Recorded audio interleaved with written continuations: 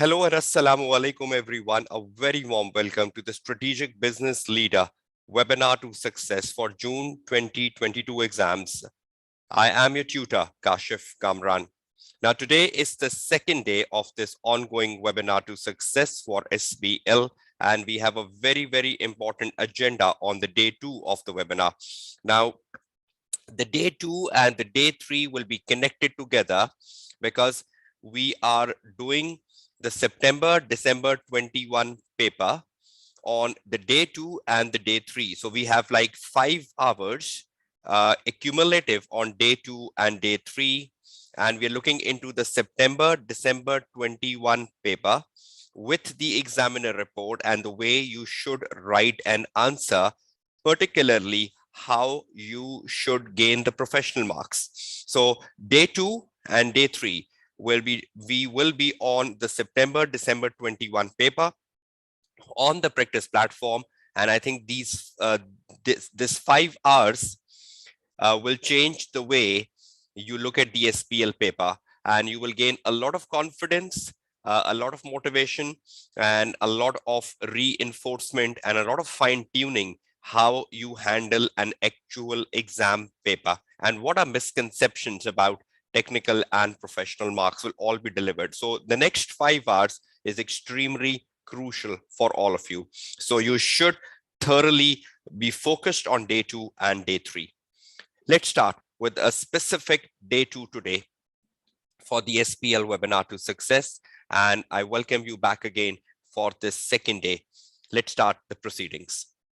Now on the day 2, the agenda for day 2 is a deep investigation of the September-December 21 exam paper on the practice platform. Now, a deep investigation means that I have kept 2 days for this deep investigation, day 2 and day 3, because that deep investigation requires a lot of time. But this deep investigation will give you a lot of opportunities how you can score marks in SBL paper.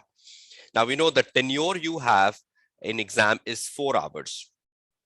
I am stretching it to 5 hours because this is a webinar where everything has to be guided in perfection. So you gain a lot of confidence ahead of your exams coming next week.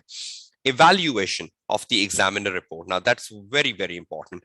Examiner report, and I will be guiding you about the way of reading the examiner report, and you will be amazed that if you are not reading the examiner report yet, you will start to read it, because on the day 1 of my webinar, I did recommended reading examiner reports. So I need to encourage that, and I need to show you the way of reading the examiner reports on the day 2 of this webinar. Marking schemes, though the marking schemes in SPL are not very difficult, but still a reinforcement of the marking scheme for the sake of clarity would come into the day 2 and day 3. And finally, the do's and don'ts of the practice platform, which will be accumulating from today to tomorrow, day 2 and day 3. So a lot of things to be discussed. The same agenda will be for day 3. The same agenda is for day 2, and you will really be enjoying this exercise of the September-December 21 paper. Now, just before we go to the platform, and we spent the entire time on the platform and a deep investigation of the paper with the examiner report, let's have a quick look what was exactly being asked for in the September-December 21 paper, which we are about to see on the platform. In the September-December 21 paper, the name of the organization was Optima, and Optima was from a leisure industry. It was basically a leisure club, and the whole scenario was made on a leisure industry. It was a listed company. Secondly, the number of exhibits that were given to support the information the examiner has provided you about Optima as a leisure club and the leisure industry. There were total of 8 exhibits. So that shows you the amount of reading, and that's also show you the amount of retention which you have to do. You have 1 hour of a reading and planning time, and in that 1 hour, you are going through the 8 exhibits, and the retention is extremely important. I will be guiding you about the way retaining, because 1 hour later, when you start to write the answer, there is a possibility that you might have forgot what you read.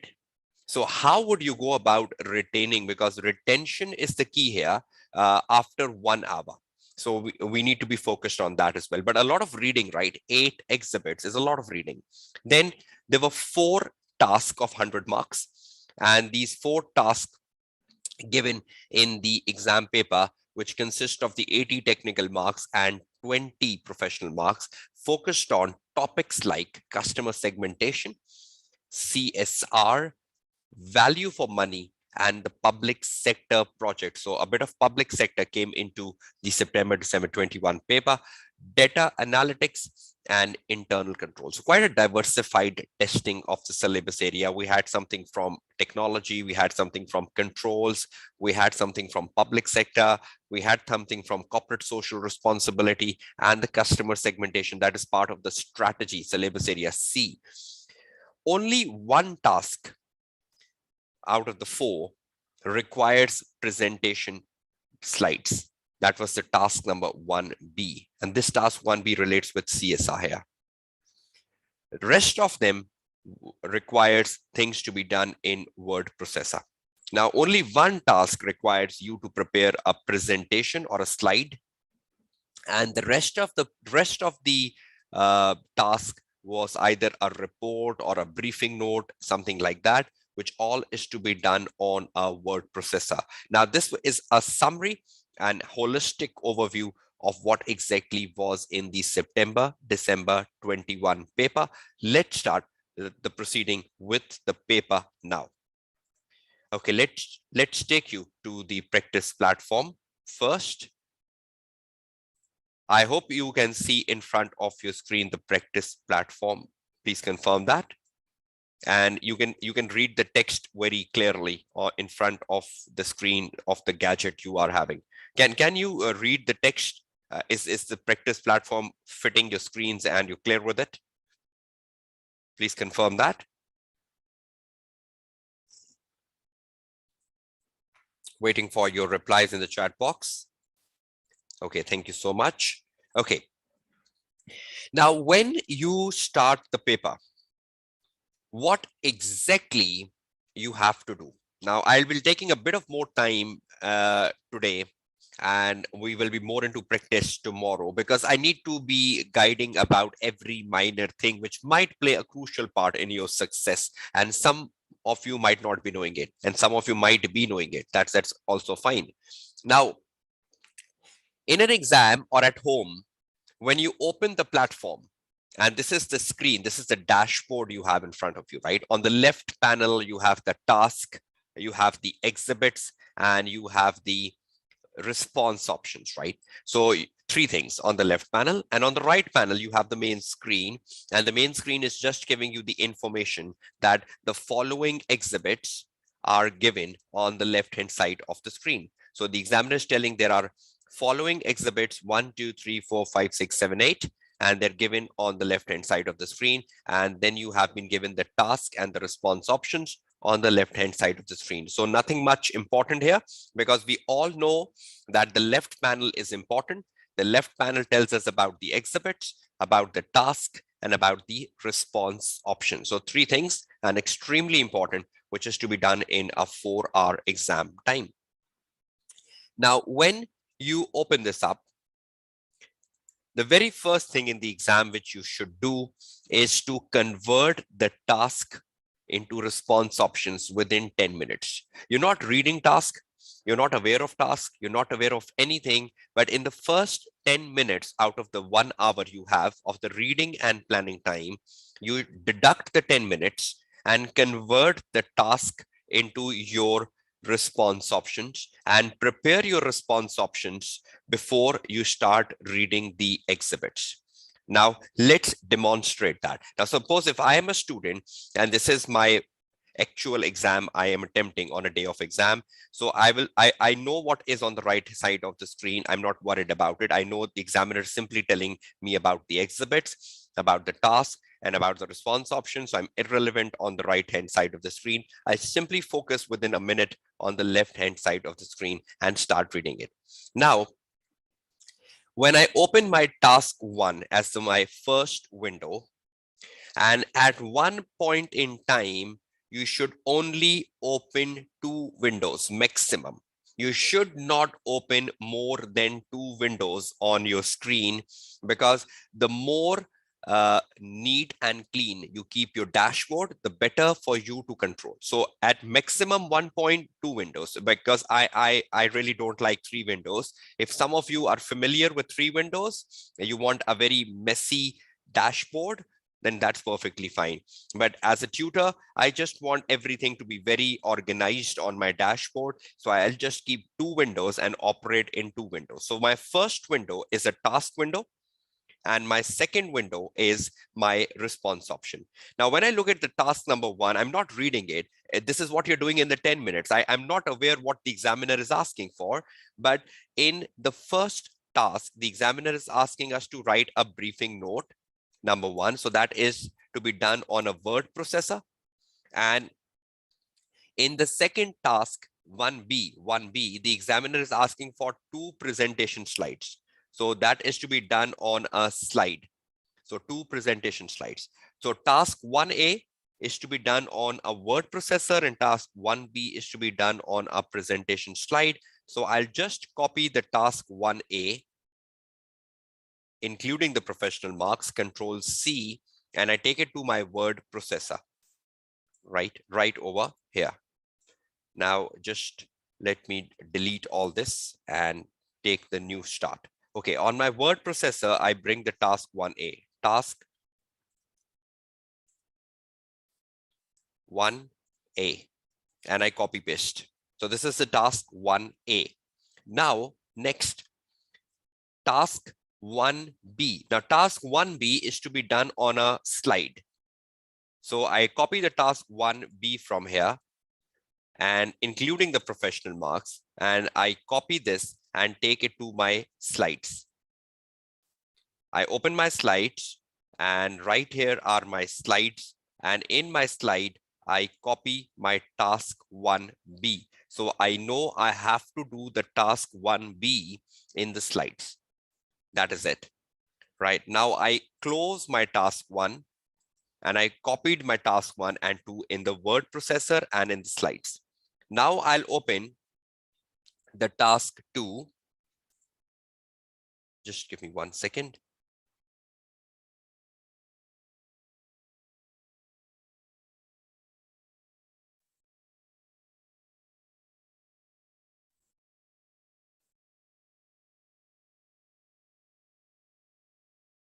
Okay, then I open my task 2. I hope you can see that in front of your screen, the task 2.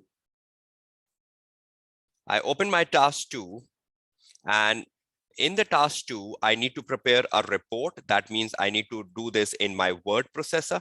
And in the part 1, in the part A, I have to prepare a report, and in the part B, I have to prepare a report. So the overall task 2 is to be done on a report. I need to prepare a report for A and for B. So I simply copy this from here, including the professional marks, Control C. I open my word processor, and I put up here task 2A and task 2B, and I paste over here. Simply dump. I close my word processor, I close my task, and I move back to my task number 3.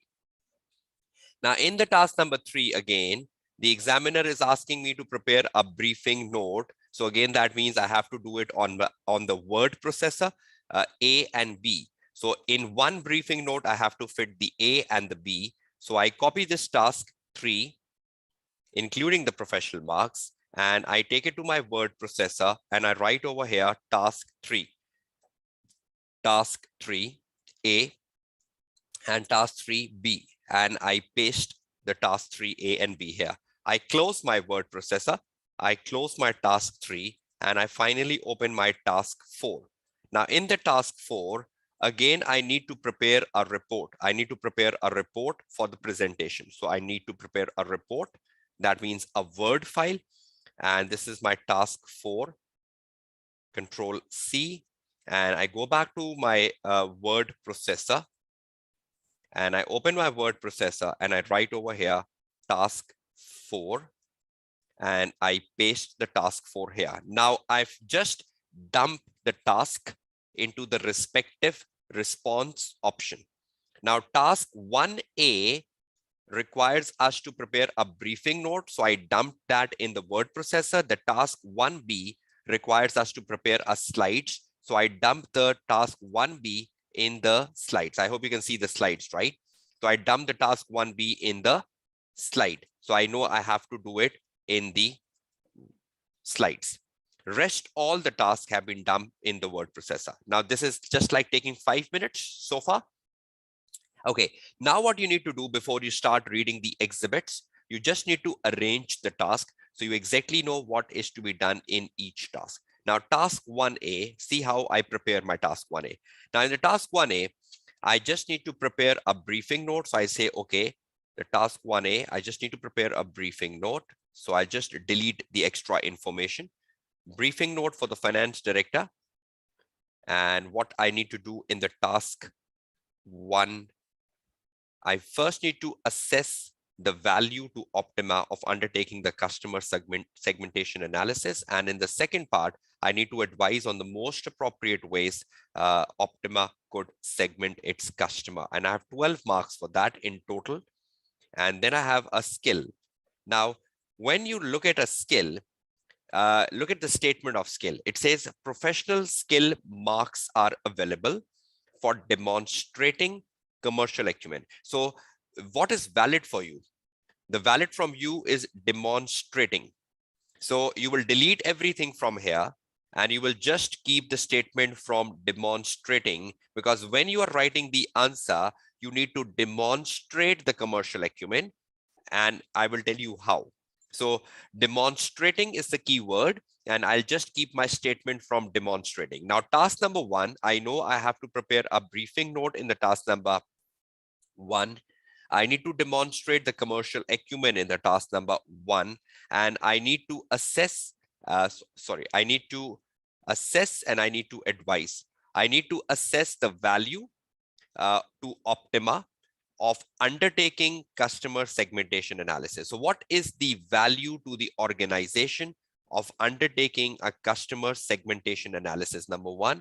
And I need to advise the most appropriate ways. What are most appropriate ways that Optima could segment its customer? How can Optima segment its customer, and what are the most appropriate ways to do so? So in the second part, I am telling Optima that what are the best ways you can segmentize your customers. And in the first part, I'm telling Optima that what is the benefit, what is the value of undertaking a customer segmentation analysis? What benefit will you get as an organization if you conduct a segmentation analysis for customer? In total, I have 12 marks, and then I have 3 marks for professional skills. I'll come back to it. Then you get to the task 2. In the task 2, you need to prepare a report. So prepare a report. You just make it ready quickly. Prepare a report, and report for the finance director, which will A and which will B. And then you have the professional marks and you make them. Now, in the first part A, you need to prepare a report for A and B. Report to the finance director. So that's critical. Analyze the potential opportunities and threats. So I need to look at the opportunities and threats which Optima must consider in relation to undertaking a collaborative partnership with the Department of Health to deliver a BFIT program. Now, when I'm reading the exhibits, and particularly in the exhibits where I get information about collaborative partnership with the Department of Health to deliver the BFIT program, wherever I find information about my collaborative partnership or Optima collaborative partnership with the health department, I need to look at what are the threats of that collaborative partnership and what are opportunities of that collaborative partnership. And I have 13 marks for that. Professional marks are available for demonstrating analysis skills. So which skill I need to demonstrate? I just need to demonstrate the analysis skill. So I just keep my word over here, demonstrating analysis skill in considering and reflecting whatever. I'll just come back to it. In the second part, B, I need to explain what is meant by value for money. So that's just like putting a definition, what is meant by value for money. And then the examiner says, and you need to evaluate the potential challenges. What are challenges which Optima will face in delivery of the BFIT program? So what sort of challenges, what sort of obstacles will the organization face when they are delivering the BFIT program? And you have 10 marks for that. And probably in the 10 marks, you have 2 marks for the meaning of value for money. And you have the remaining 8 marks for the challenges the company will face in delivering the BFIT program. And then you have the skill. Professional skill marks are available for demonstrating evaluation skill. So you need to demonstrate the evaluation skill in the next part. So that is the task 2A and B. Then you get to the task 3A. In the task 3A, you need to prepare a briefing note. And that's what you need to do in the task 3A. Prepare a briefing note to the finance director, and in the A part and in the B part, and then you have the professional skills. In the A part, you need to discuss the opportunities and threats to Optima of implementing the big data analytics. Now, quite similar question. In the previous part, we were looking at the opportunities and threats for the collaborative partnership. Now we're looking at the opportunities and threats of implementing the big data analytics. So wherever in the case study, we get information about the big data analytics, we need to be very concerned about it. And we need to think about the opportunities and threats to Optima of undertaking the big data analytics. 12 marks for that. Again, discuss the benefits. What are benefits to Optima and its the members of Optima, of using mobile technology to market and deliver services. So wherever we find information about mobile technology, we will be very careful about that, because what are benefits to Optima of using the mobile technology, or what are benefit to the members of Optima of using the mobile technology? And we have 8 marks for that. So opportunities and threats of big data analytics and benefits of the mobile technology. So quite a technological focused syllabus area here. Professional marks are available for demonstrating. Let's see what we need to demonstrate here. We need to demonstrate skepticism skill, and we'll see how to demonstrate that later. But we need to demonstrate the skepticism skill for 4 marks. Then you go finally to the task 4. In the task 4, you have to prepare a report. A report is to be prepared for what? Report to be prepared for the next board meeting. Report for the next board meeting, which evaluates, and that's the task, which evaluates the potential impact of the weaknesses in the Optima's internal control systems, weaknesses, and recommends actions to address the weaknesses. So that's a pretty simple question you mostly do in the AA paper as well, finding the weaknesses and putting the recommendations within the internal control systems of Optima, and you have 15 marks to do that. Professional marks are available for demonstrating evaluation skill. So you need to demonstrate the evaluation skill in the last part. So that is it.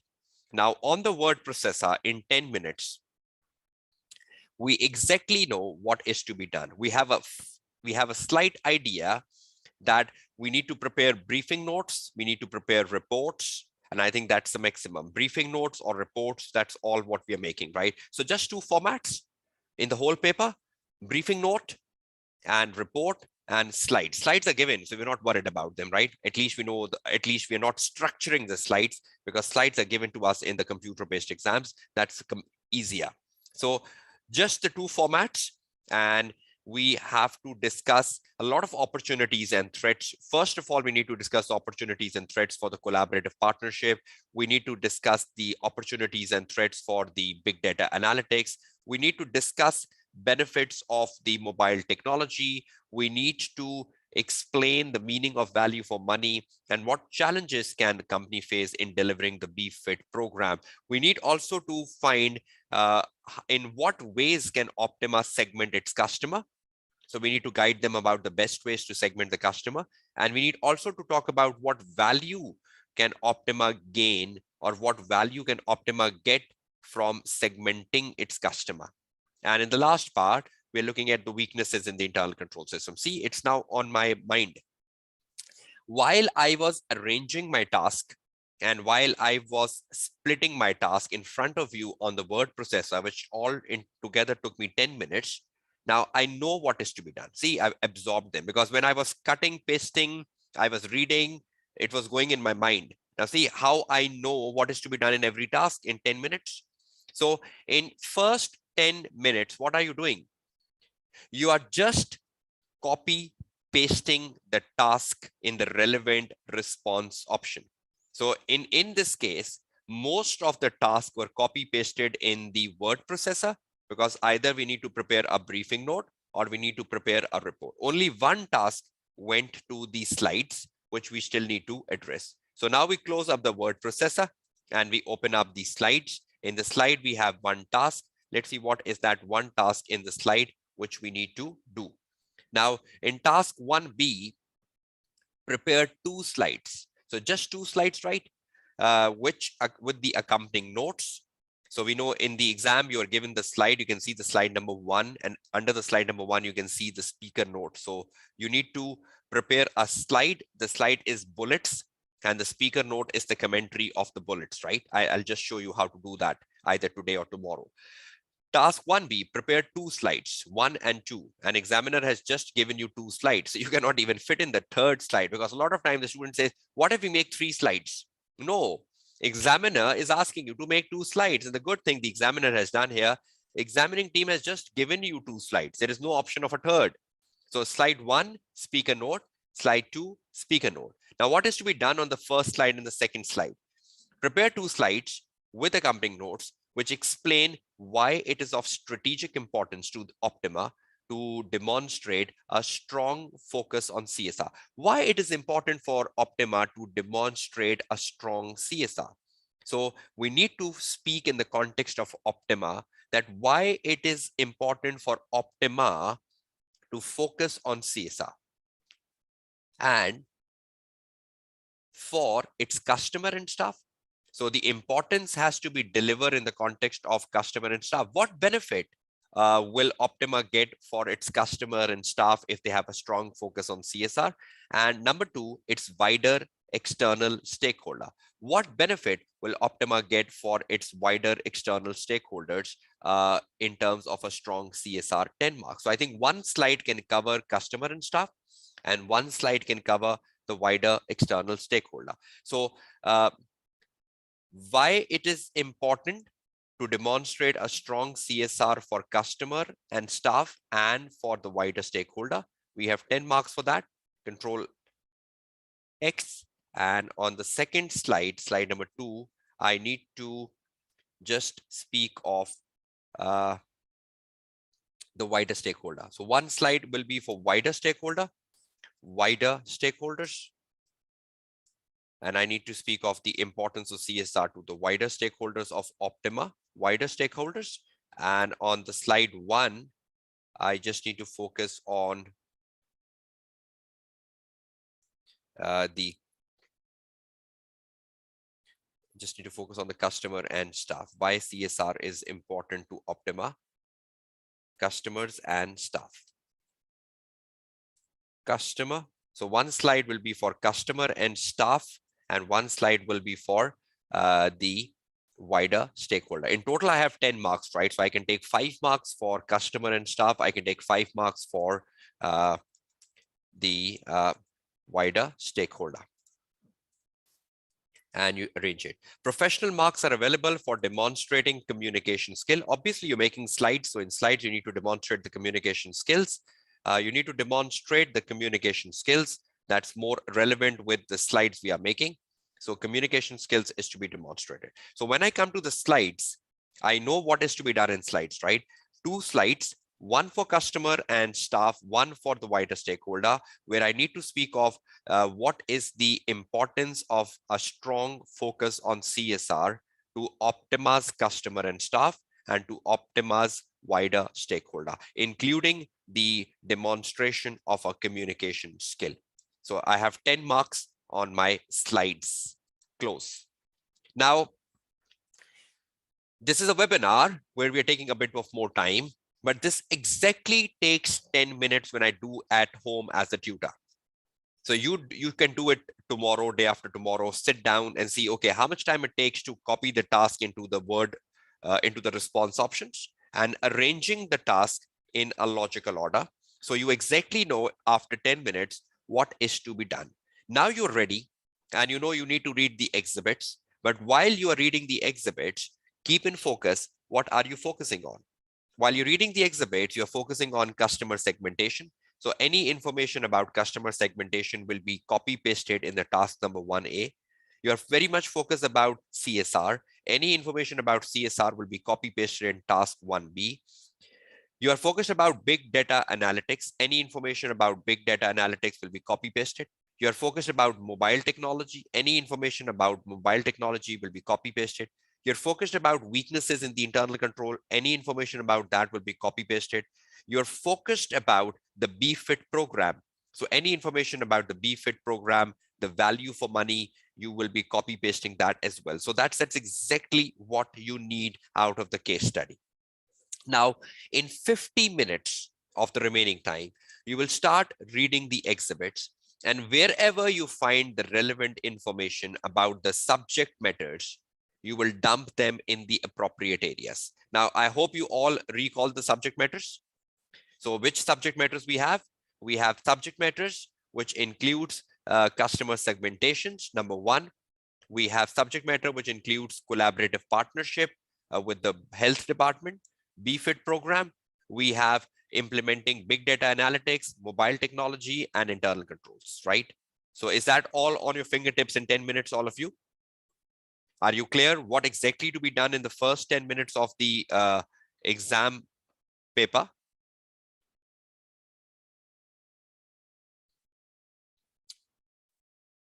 So in the first 10 minutes, will the topics absorb in your minds? True or false? In the first 10 minutes, the topics should absorb in your mind. See, I have absorbed them, right? Now, I know there are 4 to 5 topics which I need to focus on. CSR, customer segmentation, collaborative partnership.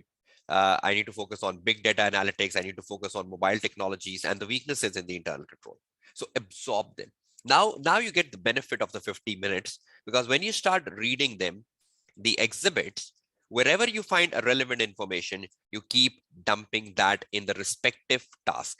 Now, this word processor will become very messy because you need to dump informations right on the word processor. Then after the 1 hour is over, this word processor will have every possible information you need. You're not going back to the exhibits in the remaining 3 hours, right? You need to dump the relevant information from the exhibit, copy, paste, copy, paste, copy, paste, copy, paste from the exhibits to the word processor, or from the exhibits to the slides. But after 1 hour, you are not going back reading exhibits. Agree, disagree? After 1 hour, you are not going back reading exhibits. True? Agree? So in 1 hour, you need to refine the information. You need to copy paste the information to the word processor. So after 1 hour, which document will become the most important for you, where you will be spending time in the next 3 hours? The word processor or the slides, right? Or the slides, because we have to prepare slides as well. So in the remaining 3 hours, which area will become important for you? Response options. But if you don't have the dumping in the response options, what will you do in 3 hours? Tell me. If you don't have dumping in the word processor or on the slides, and uh, what exactly will you do in 3 hours? You will go back to the exhibits. You will read exhibits again. You're wasting your time. So 50 minutes of reading time is to be utilized by dumping information. Is that clear to all of you? Is that beneficial? So if any student is going back to the exhibits in the last 3 hours, you're wasting your time. Because I don't like that approach that you go back to exhibits in the last 180 minutes.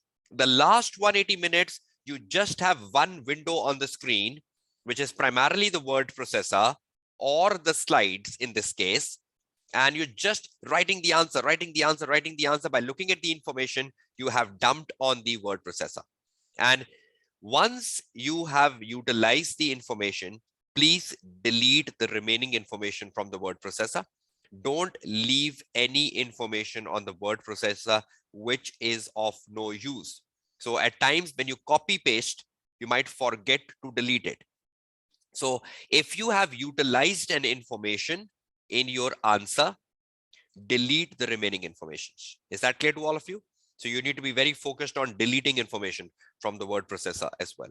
So, so far, so forth, I hope you're all clear. Let's move to the step number 2. Now, the step number 2 is you go with one by one each of the tasks. We have the first task in which you need to do the customer segmentation analysis, and you need to advise on the most appropriate ways you can segment the customer. Now, before I come to the word processor and I type my answer on word processor and I show you how you read the exhibits, let me do something extra for you. I'm copying the task 1A from my word processor, and I'm taking the task 1A to my support file, which I use for every day. I hope you can see in front of the screen the Word file. Can all of you see the Word file in front of your screen, which I keep sharing with you every day of the webinar? Can you all see that? Okay, good. Now, I'm just doing some extra analysis for which I'm using my Word file. But when I start writing the answer and when I start reading the exhibits, when I copy the information from the exhibit to the word processor, I will be doing it on the practice platform. But understand something which is critically important. I've just brought my first task here, the task 1, and I've just copied my first task here so I can discuss something extra with you, which will benefit you in the entire September-December 21 paper. So we are doing September-December 21 paper on the day 2 of this webinar. Okay, task 1A. I hope you can see that, right? Now, task 1A is asking us to prepare a briefing note. So first of all of you should be very clear about the format of the briefing note. Is there any document from where you can know the right way to put a briefing note? One source document is the examiner answer. You go to the examiner answer and you see, okay, how the examiner starts a briefing note and how he ends. Because that's the only two things you need to know in a format, right? Every format, what you need to know, how you start, how you end, that is it. What you put in the middle is the paragraph, and the headings in the paragraph, heading in the paragraph. That's common with every format. I hope you agree with me. What is different from one format to another format? The start and the end, true, false. What is different with every format? The start and the end? Yes. What you do in the middle of a format?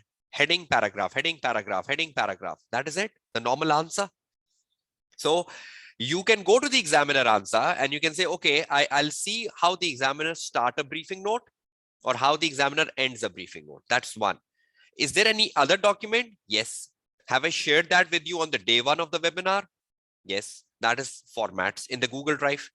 Examining team has published an article, right, where they have given you information about the formats. So you can make use of the day 1 folder. And in the day 1 folder, you have the formats, which is published by the examining team for SBL. And you can know how to write a briefing note. So first of all, you should be very clear about the format. And I will just be making that clear shortly. Number 1, because probably will be spending on time on one task today and remaining task comes tomorrow, because we will know the case today.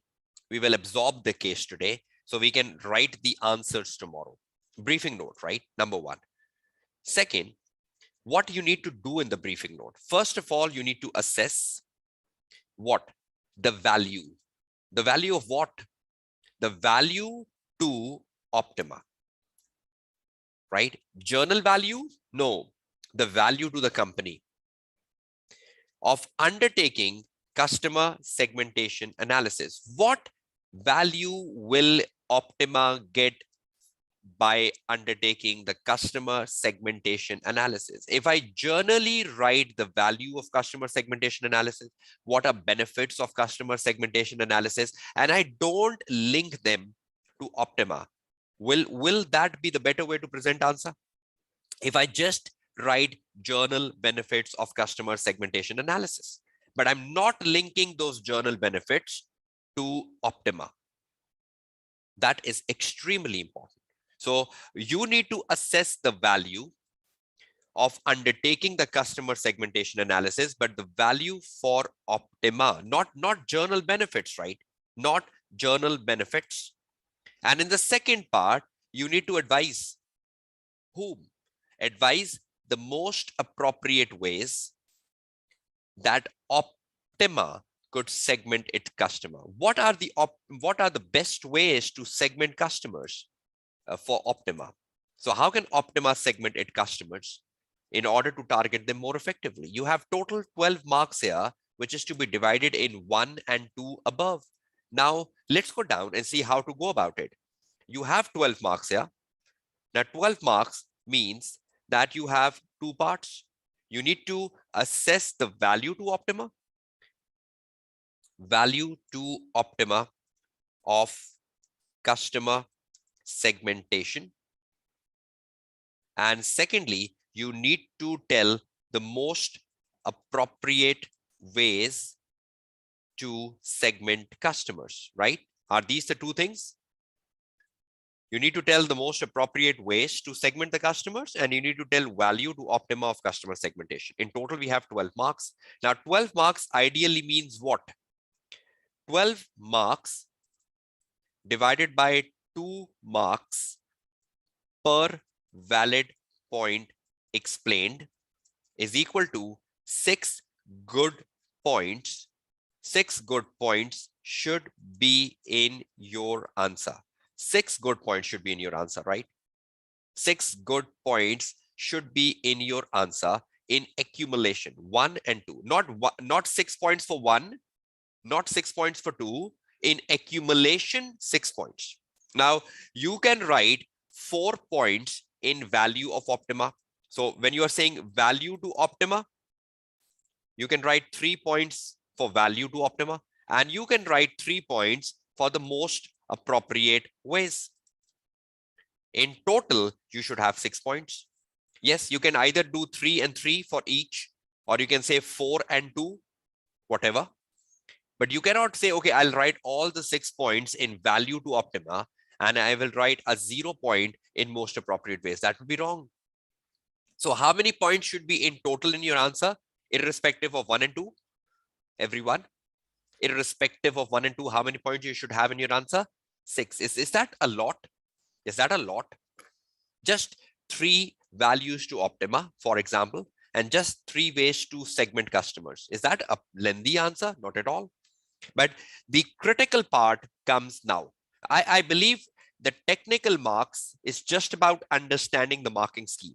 The technical marks is just about understanding how much will you write. Now, I know I just need to write 6 good points. That is it. So if I write 6 good points, I am on track to fetch most of my technical marks. But am I gaining my professional marks? Let's go down with a critical analysis of that. Now, examiner is saying that to gain your professional marks, you need to demonstrate. Now, this is the key word. Professional marks are available. Leave that out.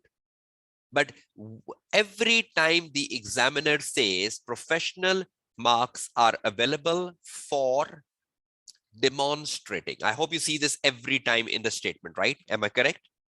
Demonstrating, demonstrating. This is the key. This is the key. Professional marks are available. Leave that statement out. We know they are available, but available for what? Ask a question to yourself. They're available for what? They are available for demonstrating. What does demonstrating means? What is the literal meaning of the word demonstrating? Should it be demonstrated in your answer? Should it be part of your answer? Should it be the way you present the answer? You tone the answer? You structure your answer? Demonstrating, right? Try to understand this. Demonstrate means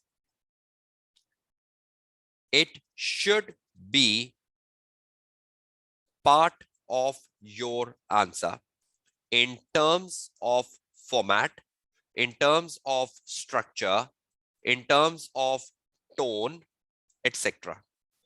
It should be part of your answer, right? Either the tone, the format, the structure, and I'll just be shedding light on each one of them clearly, right? So demonstrate commercial acumen skill. Now, one student says, I know the definition of commercial acumen. Knowing the definition of commercial acumen will not do anything good for you in exam paper. A lot of time I've seen students that they learn the definitions of the skills. They learn the definition of commercial acumen. They learn the definition of communication. They learn the definition of evaluation. What is the sense of learning a definition of a skill when the examiner is asking you to demonstrate that? What benefit will you get out of learning the definition of skills? There are definitions given on skills by ACCA. They have told you what a skill consists of, but what is the value? If you know how to read the statement of the examiner. Now, if I'm sitting in the exam hall and I don't know what is to be done for commercial acumen, but examiner is telling me what is to be done. Examiner is saying, demonstrate commercial acumen skill. How? In showing awareness of the usefulness of the customer segmentation analysis to Optima. How will I fetch my commercial acumen marks if I can demonstrate awareness? If I can demonstrate awareness of the usefulness of the customer segmentation analysis to Optima. Now, as simple as that, it means that how will I fetch my skill marks? I will fetch my skill marks if I am able to demonstrate the value of customer segmentation to Optima. Is that correct?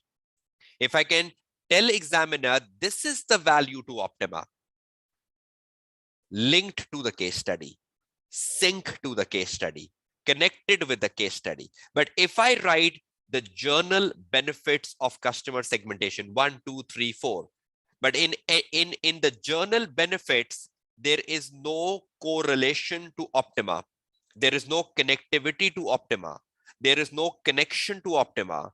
There is no synchronization to Optima. Am I demonstrating awareness of the usefulness of customer segmentation to Optima? Tell me. So should I be demonstrating the awareness of the usefulness to Optima? From where does this awareness come from? This awareness will come from the case study. What is the benefit to Optima of customer segmentation? Is that simple? So demonstrate the value of customer segmentation to Optima, or what benefit will Optima get out of customer segmentation? But what is the focus? What is the focus? Optima, company. So if your answer is linked to the company, to the context of the company, to the situation of the company, to the environment of the company, to the background of the company, you're scoring your professional marks. Am I correct? So you need to think about value to optima. So for that, what you need to do when you're thinking about value to optima, you need to connect the value to case, the situation given in case, the environment given in case, the information about optima given in case. So it's all about case connection. It's all about case sync. It's all about case connectivity is equal to scoring most of your professional marks here for demonstrating of commercial acumen. Now tell me, what is the sense of knowing the definition of commercial acumen? When the examiner is saying that you will get commercial acumen marks if you connect the value of customer segmentation to optima. Now, what is the sense of knowing the definition? Tell me, has the definition of commercial acumen benefited you here? When the examiner is telling you that you need to connect the value to optima, as simple as that. Are you clear, all of you? So is it important to read the demonstration? Is the examiner telling us what to demonstrate and how to demonstrate? So examiner will not leave you blank. Examiner will always tell you what to demonstrate, commercial acumen, and how to demonstrate. But the problem is that the student don't read how to demonstrate. And there's no, oh, I know the definition of commercial acumen and then I'll just apply the definition. No. Now tell me, all of you tell me, is it important to read how to demonstrate? Is it extremely important to read how to demonstrate? Will that give you an opportunity to score most of the 3 marks? Can you fetch most of the 3 marks here for the skill 3 marks? Are you all clear? Let's do one final analysis and then that we'll do this skill analysis every possible time. So at least you find a transparent definition of a skill by the end of the day 2 and day 3 of this webinar. Now, the final thing, 3 marks you have, right, for commercial acumen, where you need to demonstrate. You need to demonstrate the value of customer segmentation to optima. And I'll just be writing the answer and telling you the good answer and the bad answer. The one which has the professional marks and one which don't have the professional marks. Just wait for a few minutes on that. Okay, 3 marks, commercial acumen.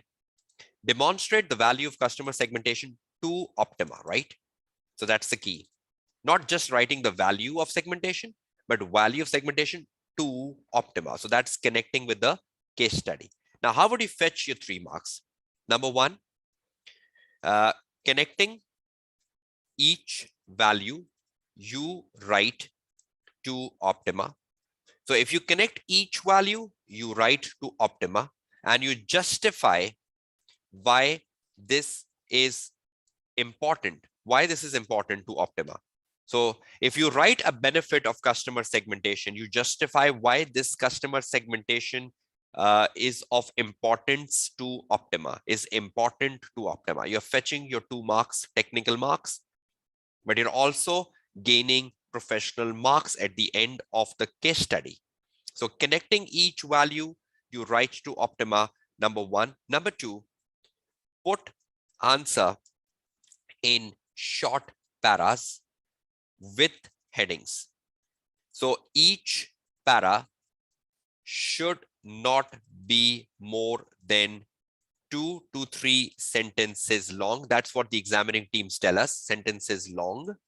And each para should be headed. So when you write a benefit, put the heading of the benefit, and under the benefit heading, write a paragraph.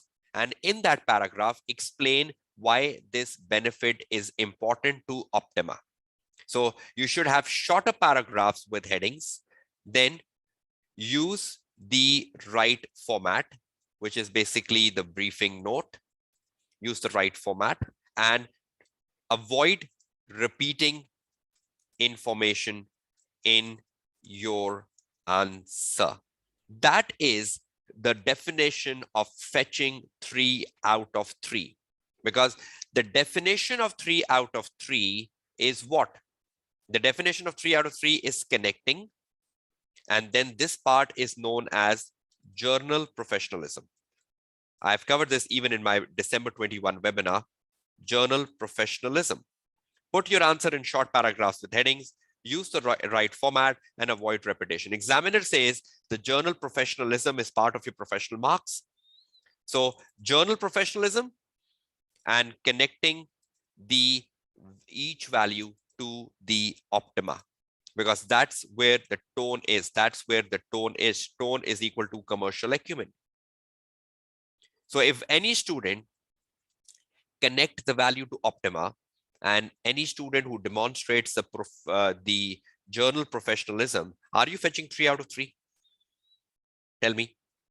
So is everyone clear what is the breakup of 3 marks? Will you be in a better position to fetch 3 out of 3? So are you clear how you should read a statement? How you should read a statement of professional marks? Have anyone gained something out of this? Have you got any benefit which you don't know before the day 2 of the webinar? Because that is extremely important. Any incremental marks, any incremental opportunity which you are gaining from this webinar when your exams are just a week away. So is it good to know the definition of a skill, or is it good to read the statement of the examiner? What is good, the definition or the examiner statement?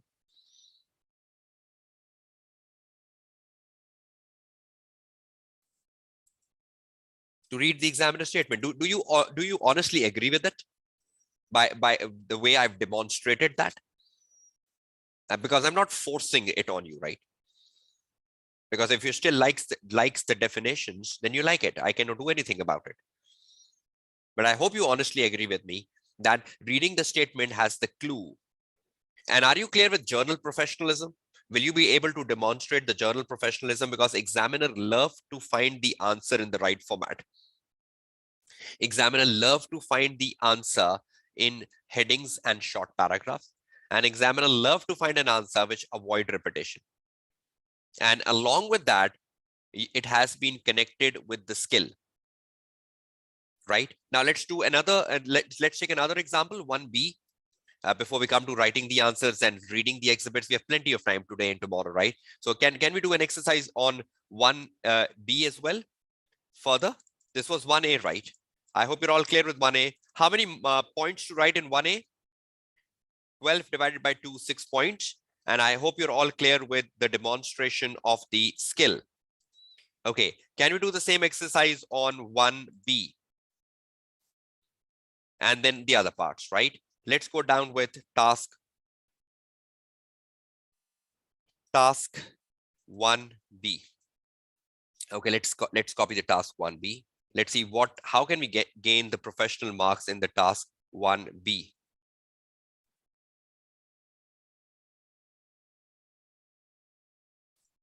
Okay, task 1B. Let's go back to my practice platform. In the practice platform, let's copy the task 1B. Okay, in the task 1B, this is what you need to do. 3 marks, you take it back to your Word file and you copy the task here.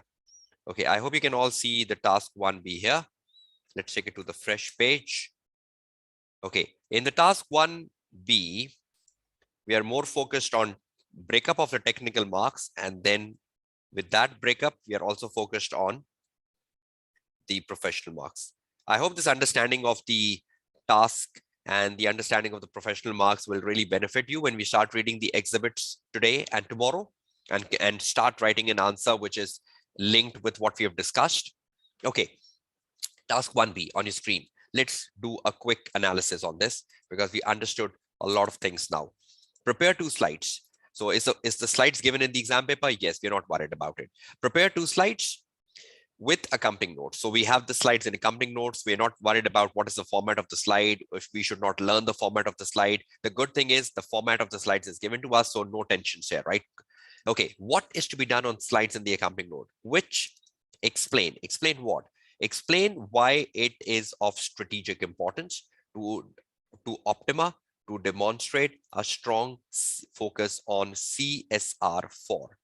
Why it's important for Optima to demonstrate a strong CSR. For whom? For the shareholders? No. For the customer and staff. Why it's important to Optima to demonstrate a strong CSR for customers and staff? And why it's important for Optima to demonstrate a strong CSR for its wider stakeholder. So 2 things. So probably, not probably, for sure, my slide 1 and my slide 2. My slide 1 will have why it is of strategic importance to demonstrate strong CSR for customers and staff.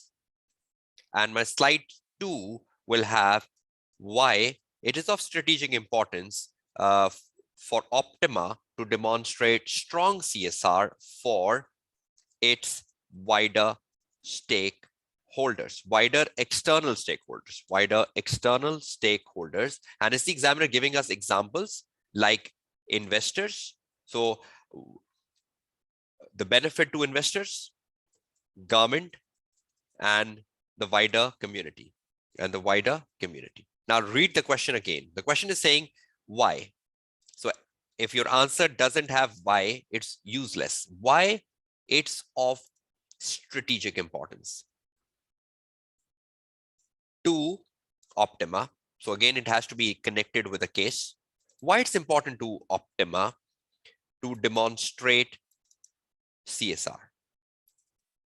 So why it's important for Optima to demonstrate CSR for its customer? Why it's important for Optima to demonstrate CSR for its investors, government, community? What will you get out of it? What importance will you get out of it if you are demonstrating CSR for customer? Will generally you get benefits if you demonstrate CSR for customers and staff? Do you get staff loyalty? Do you get customer retentions? But if I say staff loyalty, should I connect that with a case study? If I say customer retention, should I connect that with a case study? If I say shareholder confidence will boost up, should I connect that with a case study? If I am writing a journal benefit of CSR, at least I should connect that with a case study to make it specific. Are you clear? Are you agree? So every student know why it is important for a company to demonstrate CSR for the customer, right? Every student know why it's important for a company to demonstrate CSR for its employee. Why it's important for a company to demonstrate CSR for the government, for the community, because the community will love you. The community will love buying your products. The community will feel that you are a good company. Your reputation as an organization will improve up. I hope you all know the journal benefits of CSR, right? But should that be linkable to Optima? Yes. So how many marks I have in total? 10. So can I keep 5 marks for my slide number 1? 5 marks. So in 5 marks divided by 2 marks, I should have 3 points for customers and staff. So how many importance I need to write for customers and staff? 3, right? Not 2.5, 3. Okay, and the same goes for the second part, 5 marks. Control C, 5 marks, 2 marks, 3 points for wider community. So how many points should I be having on my slides for the wider stakeholders? Right? 6 points in total again, right? 10 marks answer. Now understand one thing critically. When you write a slide, on a slide you give a bullet. For example, you say importance to customer, number 1, number 2, number 3. but then you explain them in the speaker note. So in the speaker note, how many paragraphs will you have? Because you need to write 3 importance. So how many paragraphs will you have in the speaker notes for 3 importances? 3. And how many bullets will you have on a slide? 3 bullets, right? But slides only have bullets. The speaker notes have the paragraph. I hope you are clear with that, right? Because a lot of times the student puts paragraphs on a slides as well, right? Just let me make clear here. When you're making a slide, the slide only have bullets. The speaker notes have the commentary. The speaker notes have the commentary of the bullets. Is that clear to all of you? So slides only have bullets. The speaker notes have the commentary of the bullet. So if you want to write 3 points, you will first give those points in bullets on a slide, and then you will convert them into a paragraph form in the speaker note. So you need 3 points for the slide 1, you need 3 points for the slide 2, and you need to tell why it is important for Optima to have a strong CSR for its customer and staff. Is that clear? Are you understanding the technical part of the question, all of you? Is that an easier question? Generally, that's a pretty easier question asking you for the benefits of a strong CSR for the company, for the customers, and for the wider stakeholders, right? Okay, let's move on to the professional marks. Professional marks are available for demonstrating. So again, we ignore the first part. We just start our analysis from demonstrating. Again, we can see this word, demonstrating. What are we demonstrating? Communication skill. I should not know the definition of communication skill. I should only look at why the examiner. No, not realistically. See, when I'm delivering a webinar like this, see, can you see the bullets on my slides, all of you? Can you see the bullets on my slides? Right? But because the webinar is being delivered to the audience, so I don't need to make the speaker notes, because my speaker notes are where? My speaker notes are here, right? I know what to speak on the bullet number 1. I know what to speak on the bullet number 2. I know what to speak on the bullet number 3. But yes, when you're preparing yourself to deliver a presentation and you are very new to giving presentation, I remember when I used to give presentations at the start of my teaching career, I used to prepare my notes that, okay, for this presentation, I will speak this. But now with experience, the element of the speaker notes goes away, because when you put a content on a slide, you know what to speak. But yes, still speaker notes are made by presenters who are new and who are delivering presentations for the first time. They still do that. I hope you're clear with that. This was a question being asked by someone, Alana. I hope you're clear on that, right? Okay, let's move back. In the exam, you have to do the speaker notes, right? Okay. Demonstrating what? Communication skills? Should I know the definition of communication skills? No. Is the examiner telling me how to demonstrate the communication skill? Yes or no? Just like commercial acumen. So demonstrate communication skills in concisely informing the board members of Optima of the strategic importance to the social responsibility. 3 marks. So if any student is not concisely informing, communication, concisely informing the board. Look at this word. So every paragraph of a speaker note should be concise, yet clear. I think 2 sentences.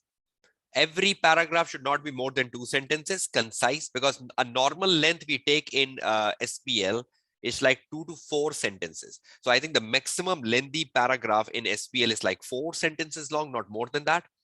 But if the examiner is saying concisely, I think I should keep my paragraph to not more than 2 sentences, 2 maximum, not 1, 1 looks too short. 2, in concisely informing the board of the importance of its CSR. What is the importance of the CSR Optima is doing for its customer? What is the importance of CSR Optima is doing for its investors? What is the importance of the CSR Optima is doing for its staff? Is that clear? So how will you fetch the professional marks here? If you concisely inform. But if you write a very lengthy answer, if you write a report rather than a slide, if you write a report rather than a slide, are you fetching this marks? Because students are very aggressive when it comes to lengthy writings. You don't understand, examiner is saying concisely. So what should be an ideal length of a point you develop for customer and staff?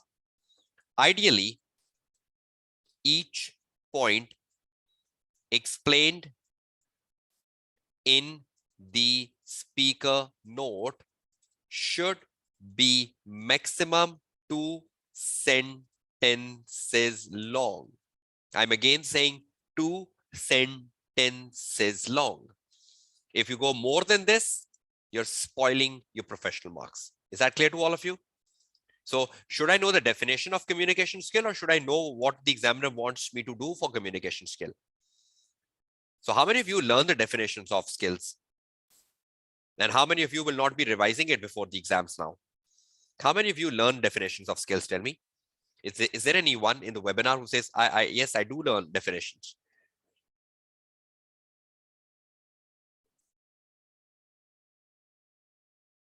Okay, no one is claiming that. So do you believe we can survive in the exam without knowing the definition of a skill? Is the examiner telling us how the skill is to be demonstrated? Good. So demonstrating the communication skills and concisely informing. So if I do concisely informing, am I fetching my 3 marks? Yes. Ideally, each point should be explained in this way. Now, finally, for 3 marks is equal to concisely informing plus, to fetch the 3 marks, is it just about concisely informing? No, it's also about using the right format, making slides in bullets, and speaker notes in para. And so should I need to demonstrate my journal professionalism as well? If any student, while he or she was making a slide, on the slide you put a paragraph, is that professionalism, that on a slide you put a paragraph? You never put a paragraph on a slide, right? You put bullets on a slide. You put the paragraph in the speaker note. So should you use the right format in the right way? Is that extremely important to fetch the 3 marks? So is everyone clear with the definition of a 3 marks in 1B? Right? So just let's move on. Let's take one more exercise. I hope you're enjoying this exercise of a professional marks and how they need to be demonstrated. And you're gaining something out of it, because then reading the exhibits is like a story. And after the exhibits are read, we just need to dump the way we write an answer.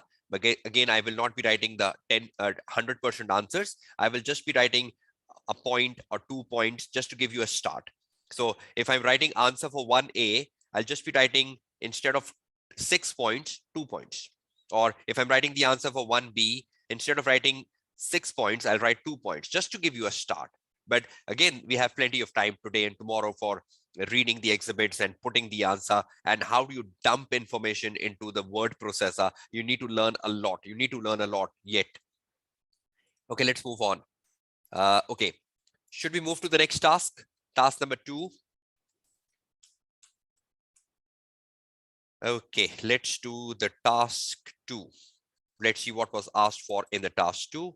Let's see, are we prepared for task 2? Okay, let's go back quickly to my word processor on the practice platform, and let's bring the task 2 here. Word processor, task 2, and the task 3 and the task 4. I'm taking all my tasks, right, to my Word file, and just, I think in 10 minutes, we'll finish it off now. Okay, task 2 first. I've copied them down. Let's go first for task 2A and 2B. I hope you can see back the Word file on your screen. Please confirm that.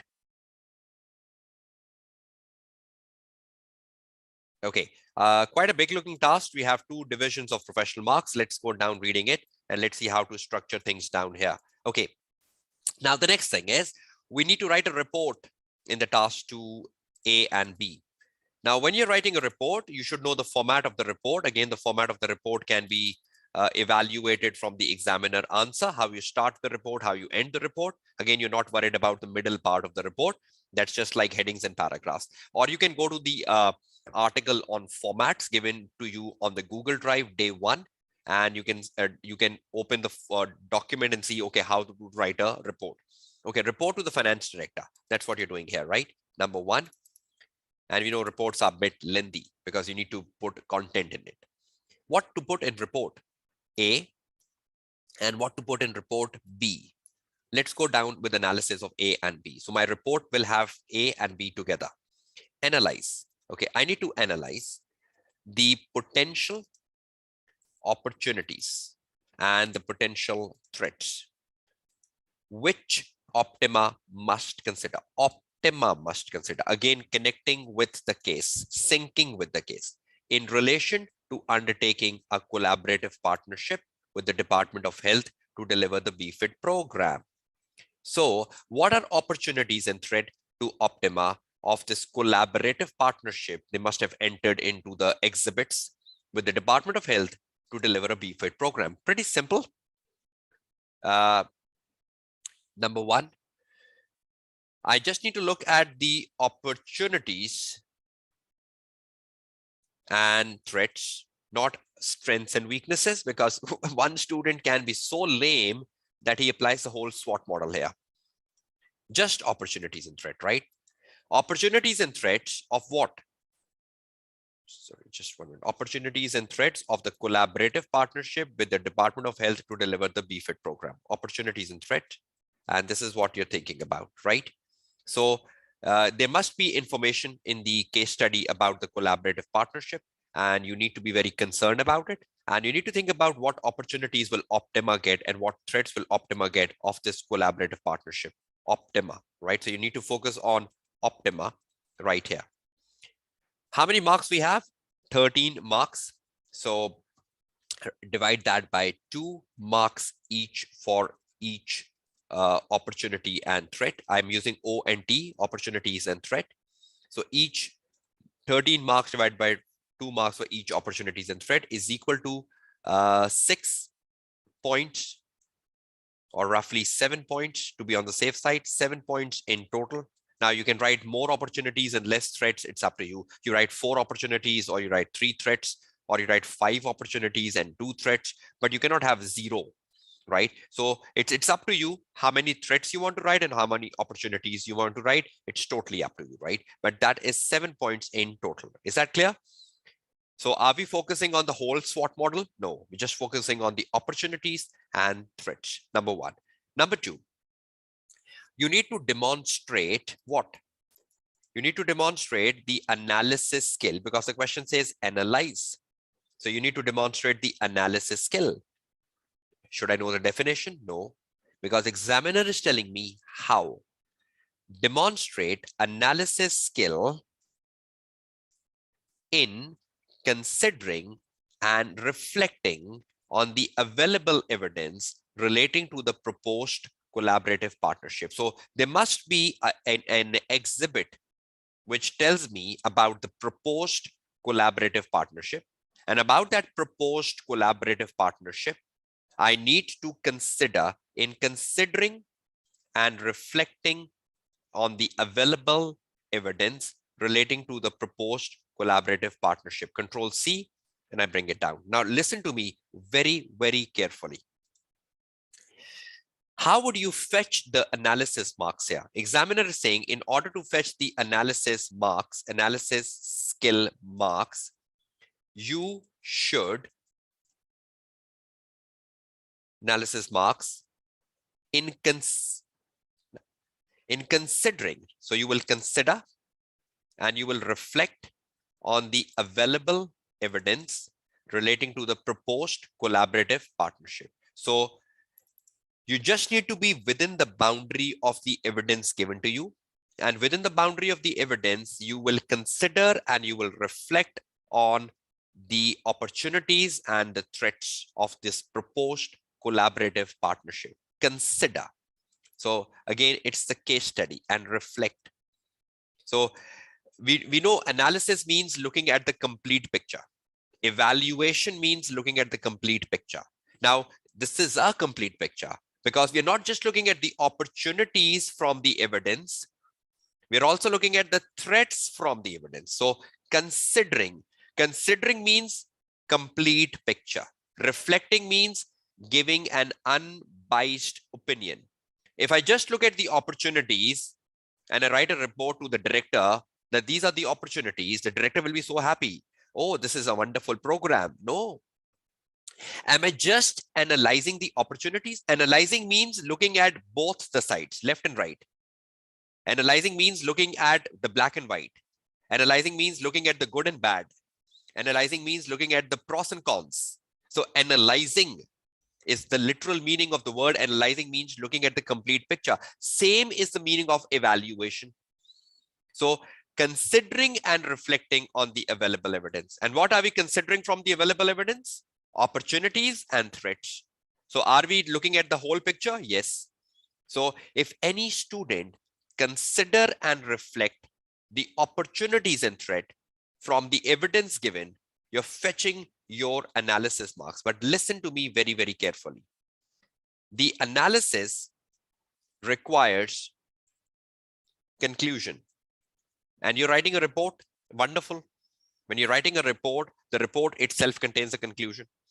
But even if you're not writing a report and the examiner is saying evaluate something, or if you're not even writing a report and the examiner is saying analyze something, because you're analyzing the pros and the cons, the opportunities and the threats, so you need to conclude on it. So analysis requires conclusion because you are writing a report in this requirement.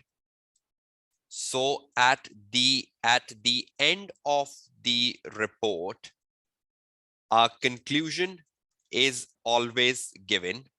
A conclusion is always given. So you should utilize the conclusion at the end of report to conclude on the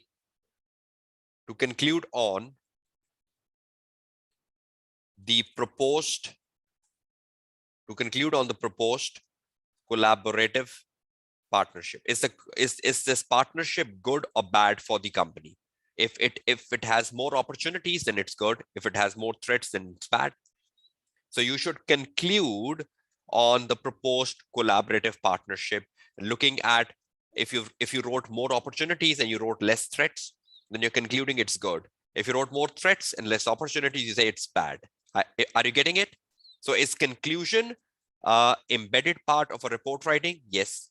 But over here, you need to do the analysis. So analysis itself requires a conclusion. But you will give conclusion not after part A. You will give conclusion at the end of the report. Are you clear? Because in a report, you have to do the part A and the part B. So where will you give the conclusion? In the middle of the report? Will you give conclusion in the middle of A and B? No. You will give conclusion at the end of the report. Are you getting this? So first you do the A part, then you do the B part, and then you give a conclusion, right? Clear?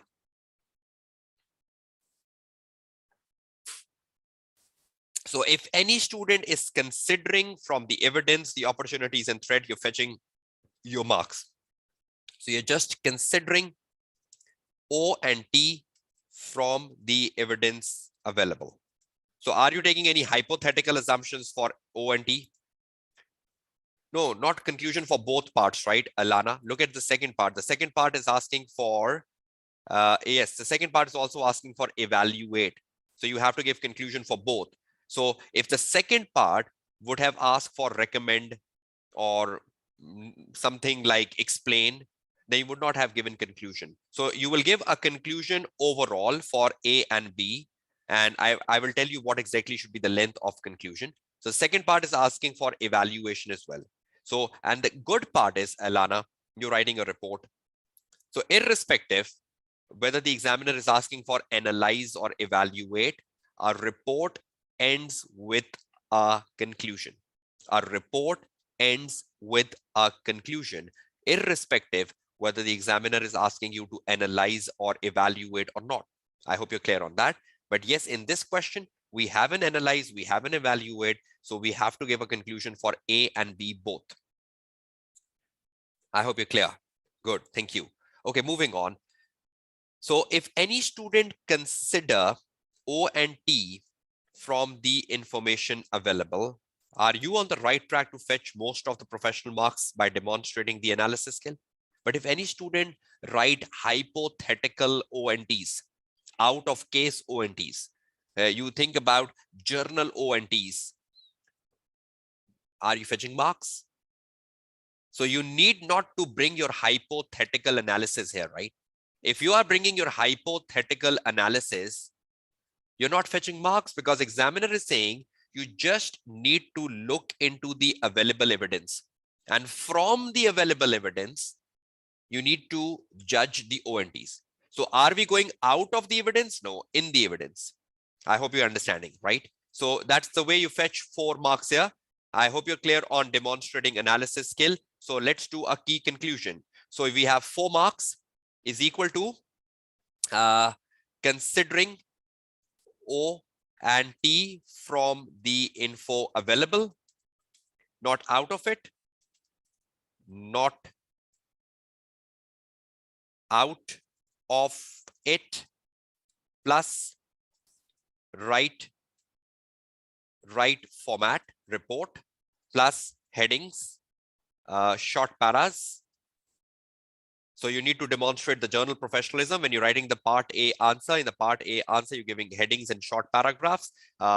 Opportunities is a main heading, but under opportunities, there will be subheadings.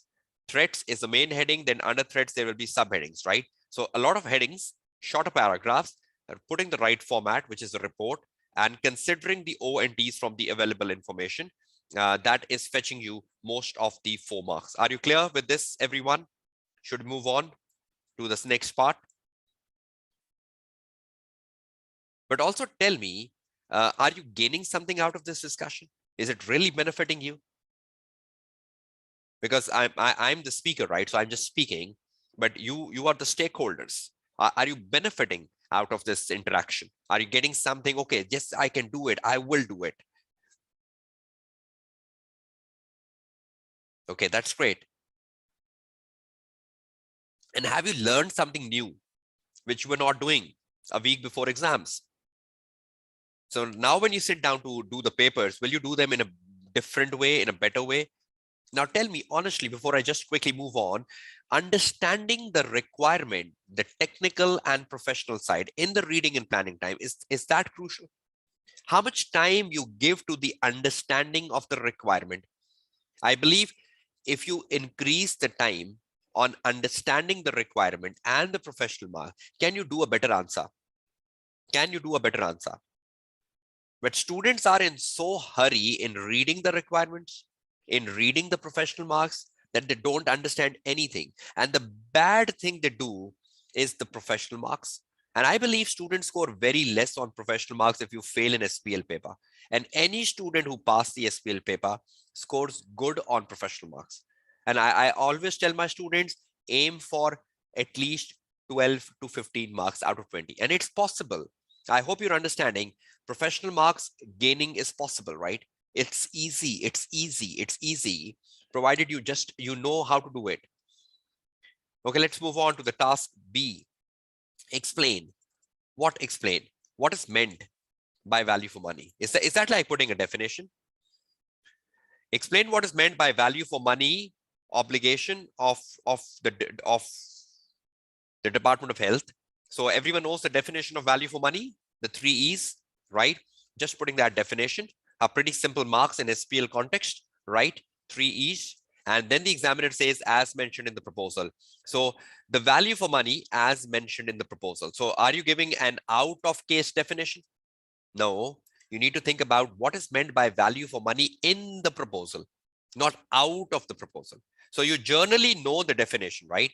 But you should not write a very rote learned definition. You should adapt your definition to as mentioned in the proposal. I'll just come back to it. And then the examiner says, and I hope you can all see the and evaluate. What we need to evaluate? The challenges for Optima in delivery of the BFIT program. Now, BFIT program is part of that collaborative partnership, which you are doing with the health department. So what challenges will you face when you're delivering this BFIT program as an organization? Let's look into the breakup of the technical marks. First, you need to explain what is meant by value for money. But the better part is as mentioned in the proposal. That's the critical part of it. Bracket open, as mentioned in the proposal. Just let's keep 2 marks for it out of the 10, because meant is like 2 marks, not more than that. Explain what is meant by the value for money as mentioned in the proposal. So if anyone writes just a rote learned definition of 3 E's, are you fetching your 2 marks? No, probably maximum 1 mark. So what is meant by value for money? So adapt the definition you know about VFM. Adapt the definition you know about VFM in the context of the proposal to fetch most of the 2 marks. Am I correct? But if you just write a journal definition of VFM you learned in the AA paper, the F8 paper, and you say, oh, just I get 2 marks, no. So adapting the definition is the key here, not a rote learned definition. Are you all clear? Next. Okay, challenges, potential challenges for Optima in delivering the BFIT program. So what potential challenges for Optima in delivering the BFIT program? How many marks are we left with? 8 marks. So divided by 2 is equal to 4 challenges. 4 challenges in maximum, right? So 4 challenges in maximum, because we're left with 8 marks, because we've already taken the 2 marks in what is meant by this, right?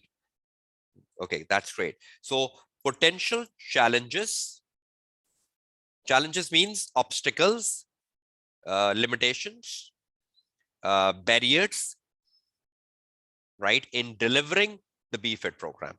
So what challenges will you have? So this is to be evaluated. Challenges evaluated means you have to conclude on that as well, right? So these challenges are to be evaluated. Evaluated. So every time you write evaluated, you have to give a conclusion of that as well. Okay, next. Demonstrating. What are we demonstrating? Evaluation skills in assessing the challenges of meeting the public sector performance criteria. What challenges will Optima be facing in meeting the public sector performance criteria? So will the public sector performance criteria be given in the case study? Definitely.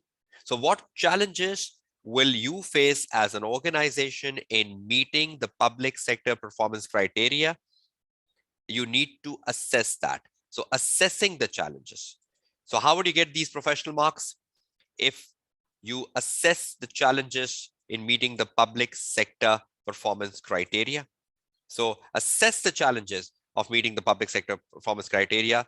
So any student who connect the challenges you are writing for 8 marks with the public sector performance criteria. So if any student who connects the challenges you are writing for 8 marks with the public sector performance criteria given in the exhibits, you are better evaluating you are better evaluating challenges against another student who is not connecting, challenges to the public sector performance criteria. Read this statement and tell me, are you clear with this? Just read it in like 5 seconds. Tell me, are you clear with what I wrote in the bracket? 2 students, 1 student, second student, and tell me, are you clear?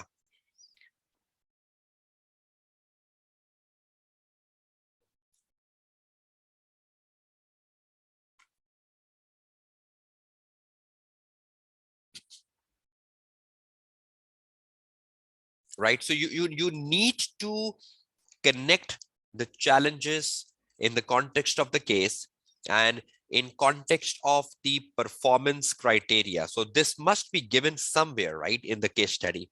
So if you are connecting the challenges in the context of the performance criteria for Optima, you are writing a better challenge for 8 marks. So assess the challenge. Now, again, we know when you are assessing the challenge, assessing or evaluating the challenge, there might be many challenges, right? Means to conclude. And again, you're writing a report. In the report, conclusion will come at the end of report. Means to conclude. In the report, conclusion will come at the end of the report. So you have to conclude. So now when you're writing a report, see how you are structuring the report. Just look at this for 1 minute. If I'm writing a report, how would it look like? I'll say report, whatever the format is, we'll come back to the format.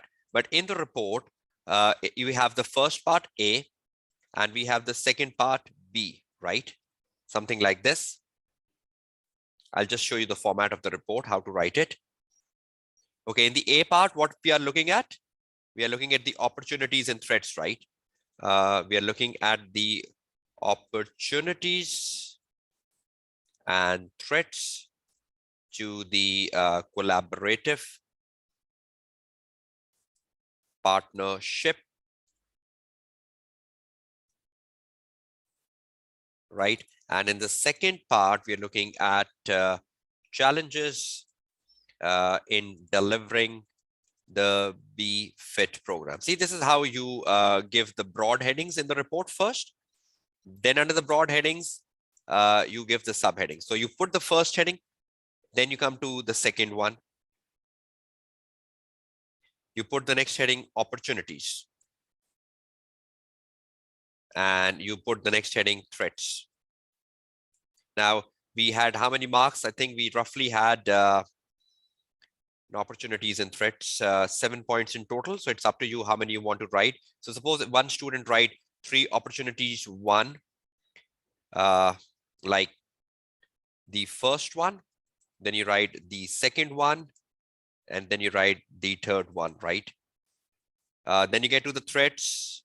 In the threats, you write the first one, the second one, the third one, and the fourth one, because you need to have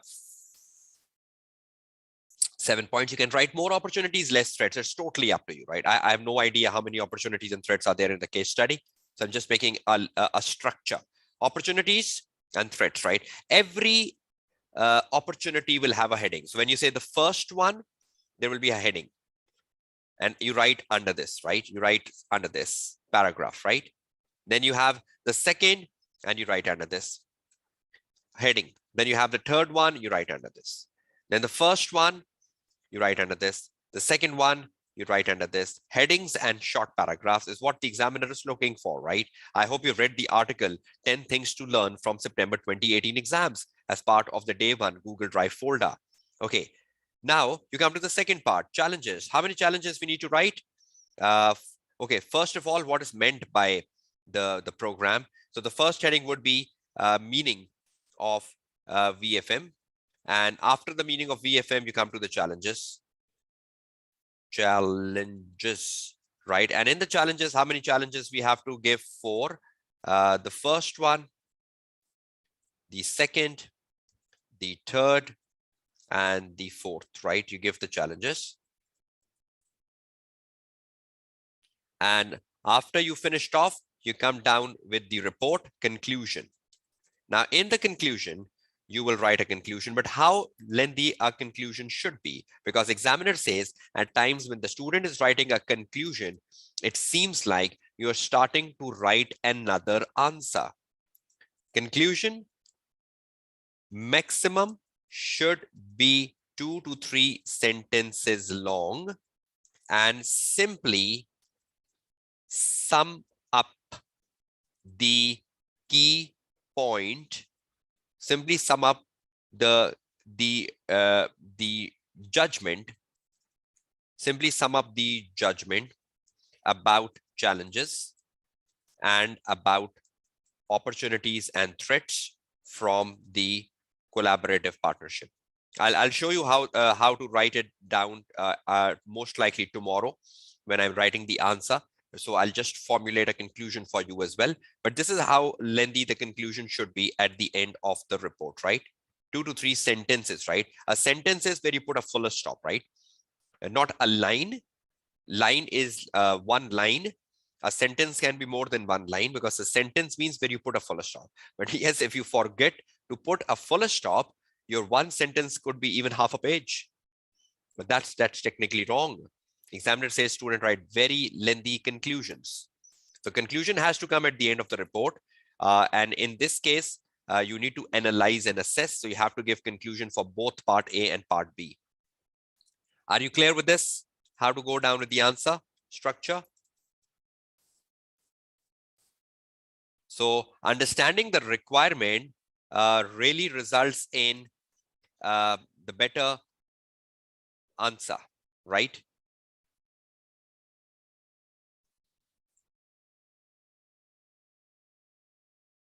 Yes, yes, yes. In the report, when you give the introduction in the report, the introduction covers both the A and B part, right? Introduction covers both A and B part. And then in the report, normally a report starts with a header, to, from, subject, and at times you even put a date. If not, you can ignore that out in exam paper. You have a very formal structure to report, right? To, from, date, subject. So that's a very formal introduction. The subject of the report, the date. You can even avoid date in exam if you want to. And you say to, from, subject, and you start with the introduction. So that's quite a typical format of a report you can go with. There are numerous formats of report writings, right? This is the simplest one. And you go down writing the answer. Is that clear?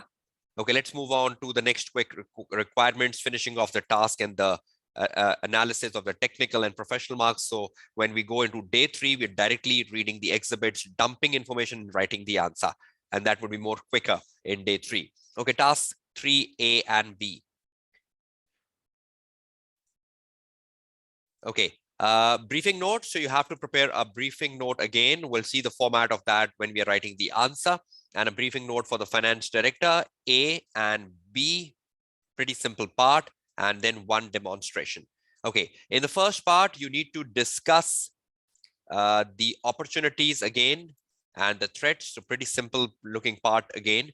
But this time, the opportunities and threats of implementing the big data analytics. So what are opportunities and threats for implementing the big data analytics to Optima? So bullet, and opportunities and threats of implementing the big data analytics, control C, control V, is equal to 12 marks divided by 2 is equal to 6 in total. Opportunities and threats. So 6 in total opportunities and threats, right? Okay.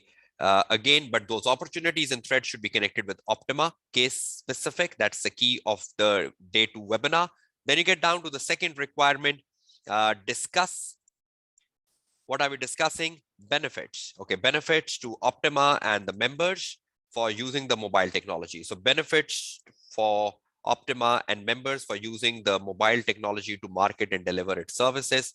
Control C, you bring it down and you say, okay, benefits to Optima and the members for using the mobile technology. We have 8 marks divided by 2 marks.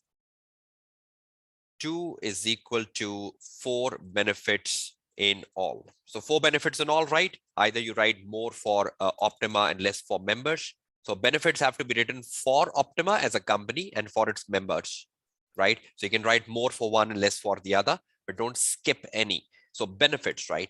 One is the benefits and one is the opportunities and threats. A pretty simple looking part, right? I think in the whole paper, September, December 21, opportunities, threats, benefits is like the focal area. And that saves a lot of time when you're working on opportunities and threats because they have to come out of the case study. Demonstrating. We're demonstrating the skepticism skill, but again, the examiner is telling us how. Skepticism skill in questioning the opinions and assertions made in the meeting about the use of big data analytics. So that means in one of the exhibit, there must be a meeting between the board members and they must be arguing. Some must be liking big data, some might not be. There must be some opinions about big data from director A, director B, director C. So you are questioning the opinions of the people, opinions and assertions made in the meeting about the use of big data analytics. So means there is a divided opinion and mobile technology. Presenting evidence to challenge these in a professional way. So if you want to score your skepticism marks, what you need to do, you need to question the opinions. You need to challenge the opinions. You will not just like the opinions. You say, oh, Mr. A, you're giving a very good opinion. Mr. B, you're giving a very good opinion. End the answer. No. You need to criticize them. You need to challenge them. Not necessarily the opinion of Mr. A is right for mobile technology.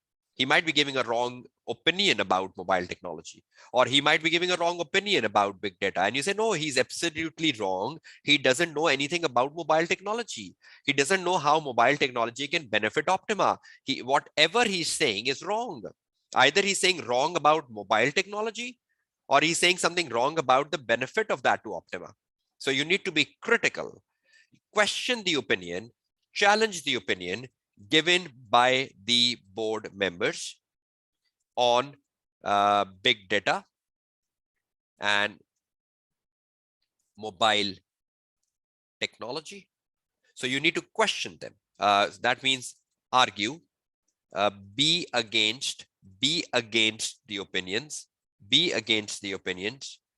that's how you can tone the answer. So you're not just liking them, you're not just appreciating them, rather you are challenging them, you're criticizing them, you are against them. That's the way you develop a skeptical skill. So question the opinion, right?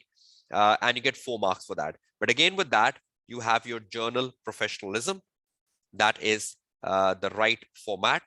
That is short, that is headings and short paras. Headings plus short paras. So that's equally important to get most of your 4 marks. Is that clear?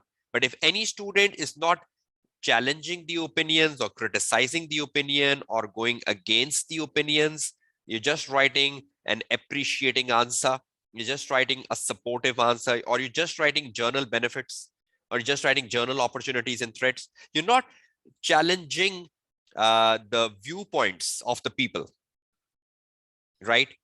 You're not giving a good answer. So is that clear? Okay, let's move on. So examiner was telling us demonstrating, right? But I'll just come to a wrap up quickly, but just let's finish off the task 4, which is the smallest one. Task 4, just one requirement in task 4. So that was the smallest in the whole exam paper.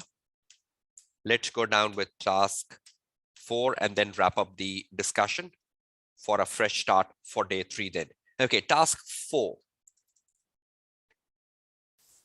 Report for the next board meeting. Again, a report evaluates the impact of the weakness and recommends the action to address the weakness for 15 marks. Pretty simple.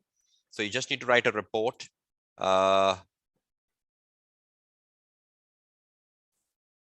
whereby you have 15 marks divided by 2. Quite a lengthy question because you need to evaluate. So I'll just stick to 7. You just need to get down with 7 weaknesses and 7 actions is equal to 15 marks. It's a pretty lengthy question. Don't get to 8, right? Because you just need to write a report. You need to evaluate. You need to give a conclusion. Mostly conclusion fetch you 1 mark. Conclusion fetch you 1 mark. So 15 divided by 2 is 7. So you write 7 weaknesses, 7 marks, 7 actions, 7 marks, and get down almost to 14. Evaluate the potential impact of the weakness. So be critical. Is the examiner asking you? That means in the case there will be weaknesses, there will be weaknesses in the internal control system. You need to pick up a weakness. You need to pick up a weakness and justify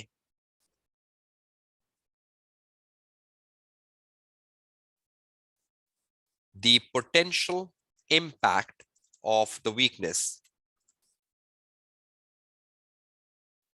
You're not just wasting time explaining why it is a weakness. You can do so if you want to justify a point before you come to the impact. But if any student just tell why it is a weakness and not explaining the impact, that is the worst student.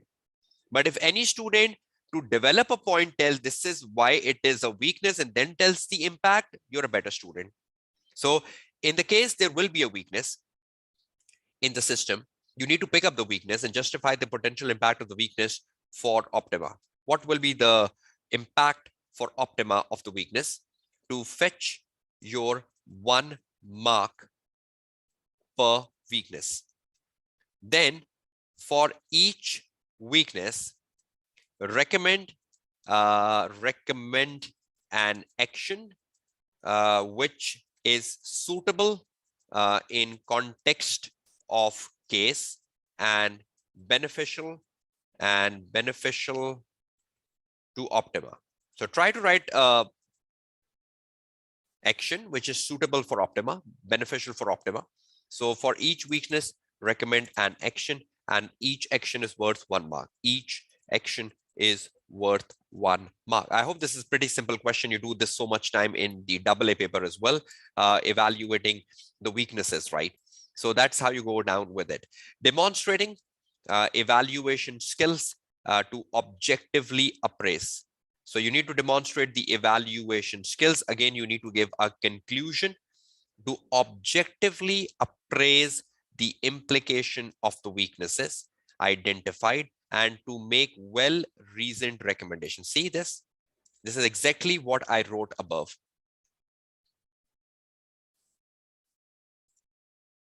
Bullet. To objectively appraise the implication. You're not siding the company, right? You're not taking the side of the management. You're not saying, oh, whatever the management is saying is right. Objectively means unbiased. The implication of the weakness.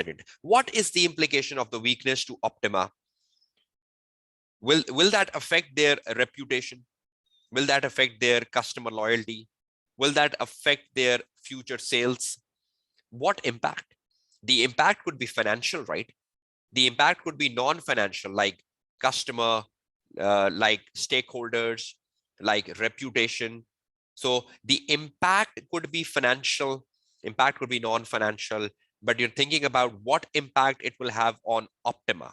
So objectively appraising the implication and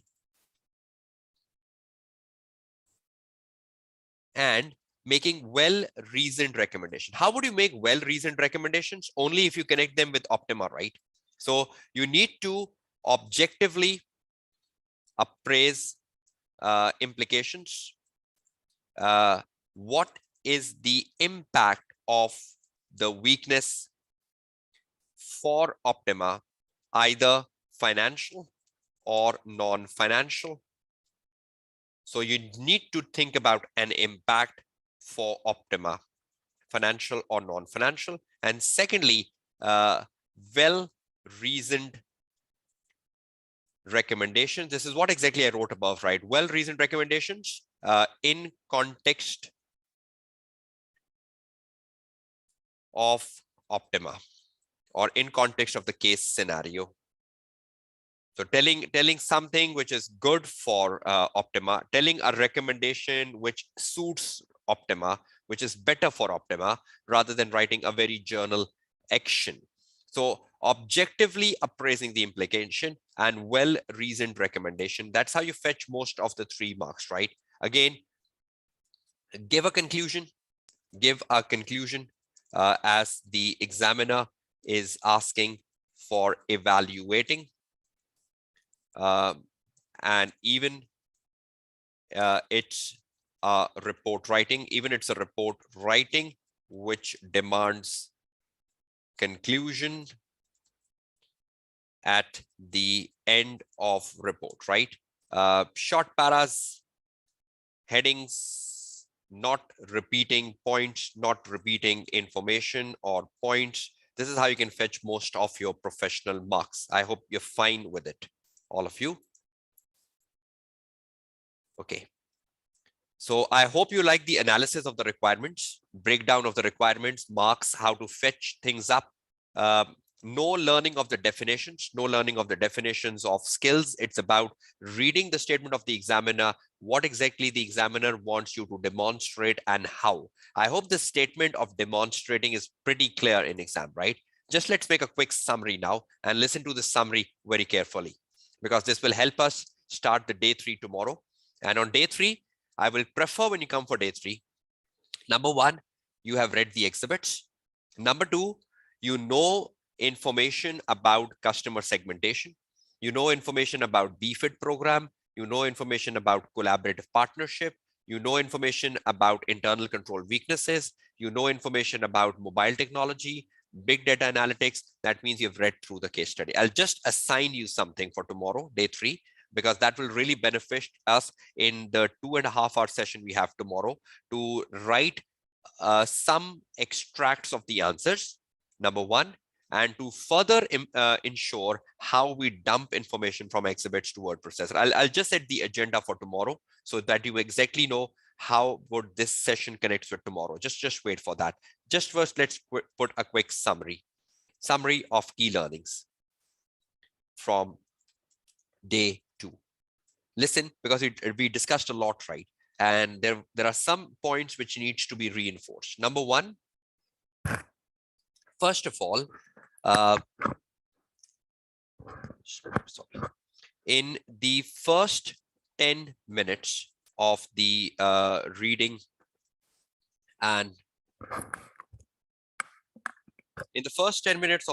and planning time, RAPT, ensure you copy paste the task into response options as demonstrated in the webinar. I hope that's fine, number 1. Number 2, in the later 50 minutes, you will read exhibits and dump information from exhibits to the word processors, to the response option, window, so that after the exhaustion of 1 hour, you have all information in response option to execute your answer, and not wasting time going again to exhibits. This will be demonstrated on day 3 of the webinar, right? Is that clear? Next, then marking scheme is pretty important. Almost 2 marks per valid point. Then The more important thing is learning the definition of professional skills is useless, as the examiner will tell you which skill to demonstrate and how. If any student clearly reads the statement of examiner for professional skills, uh, right after the right from the word demonstrate, you will be clear what to demonstrate and how. Examiner will exactly tell you how to implement the skill in your answer as guided in the webinar day 2. I hope you are clear with that, right? So it's about demonstrating the skill. The demonstration is given in the examiner sentence. If you read the examiner sentence the way we have done today, you are in a better position to know how to demonstrate. And if any student picks how to demonstrate, you will finally be demonstrating evaluation, commercial acumen, skepticism, or whatever. Next, to fetch most of your professional skill marks, ensure you demonstrate the skill in the manner the examiner is looking for, plus the journal professionalism, that is using the right format, headings, short paras, and not repeating same points again and again. Last, sync of the answer. If you are developing a point, like benefits or threats or opportunities or implication of weaknesses or actions or the challenges or the value of customer segmentation, etc. If you're developing a point like benefits, values, challenges, actions, opportunities, or implications, which are not linked to Optima or the information given in exam paper about Optima, or to the environment in which Optima operates, which is not linked to Optima or the information given in exam paper about Optima or to the environment in which Optima operates, and is a useless answer. A good answer is a good answer irrespective of the professional skills is the one linked to case study as much as possible, because if your answer is linked to case study and each point is linked to Optima, you stand at a higher chance. You stand at a higher chance of scoring most of your professional marks. Tell me, is that last statement critical? Because most of the time, what you are doing in a professional skill is connecting things with the case study. You are challenging the opinions of the director. You are looking at the benefits to Optima. You're looking at the values to Optima. Because most of the time when we read the statement of examiner, it was about connecting it to the case study, or it was about connecting it to the performance criteria, or it was about connecting it to something which is given in the case study. So I believe if you make a habit of connecting your answer with the case study, in that way, you are having a reasonable assurance that you're fetching most of your professional skill marks.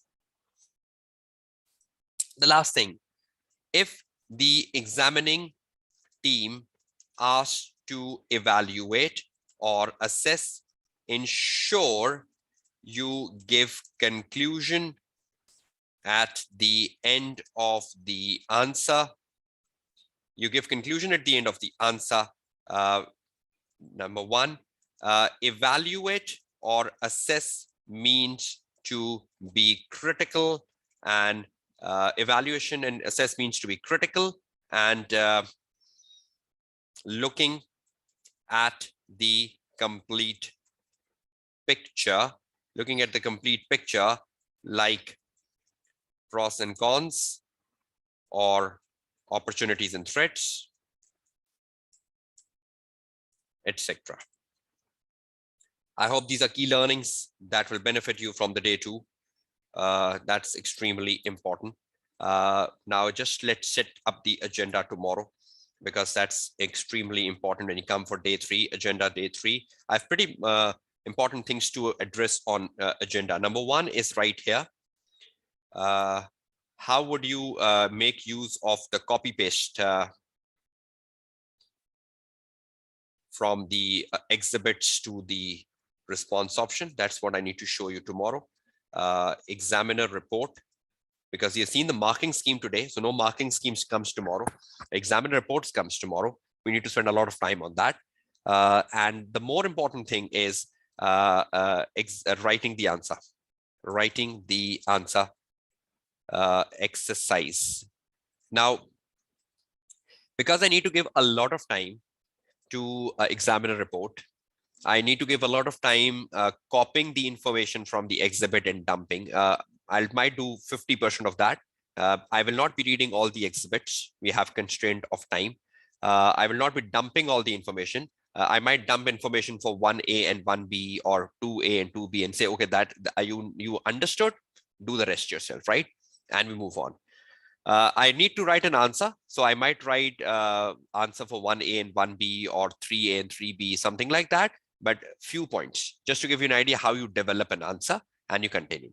And then I need to be critical reading examiner comments of a stronger student and a weaker student. Now, if, for example, we cannot do all this on day 3, and I believe something important is left out from day 3 from the agenda, and that's extremely important, I will shift that remaining part to day 4, and we'll do that on day 4. And then the remaining part of the day 4 will be on the reinforcement of the models and theories, which is the agenda for day 4 and day 5.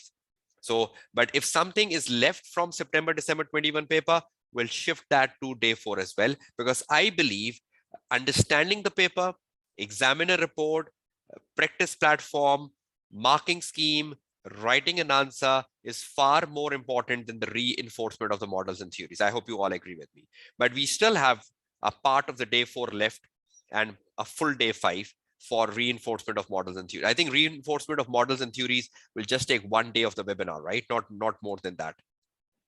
But if we keep just one day of the webinar for reinforcement of models, just like the Dr. Dino 100 series, and we do 2.5 hour session for Dr. Dino 100 series and reinforcing things up, and we keep another day for September December 21 paper, because that will give us a better idea, because I believe the amount of time you spend on September December 21 paper will put you in a better position to pass the SBL paper.